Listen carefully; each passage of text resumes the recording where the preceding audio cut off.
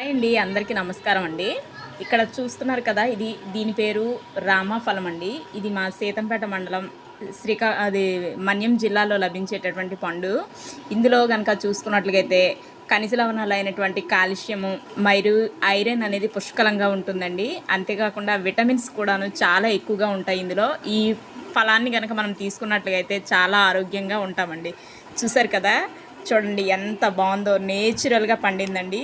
Chemicals కూడా వేయకుండా చాలా చక్కగా పండినటువంటి నేచురల్ పండు అనమాట. దీన్ని మీరు అందరూ తిని ఆరోగ్యంగా ఉంటారని కోరుకుంటున్నానండి.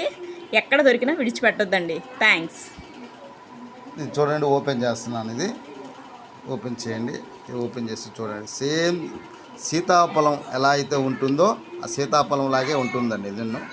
కానీ టేస్ట్కి వచ్చేటప్పటికి ఇంక దానికన్నా బెటర్గానే ఉంటుందండి. ఇది చాలా మంచి ఫ్రూట్ అండి.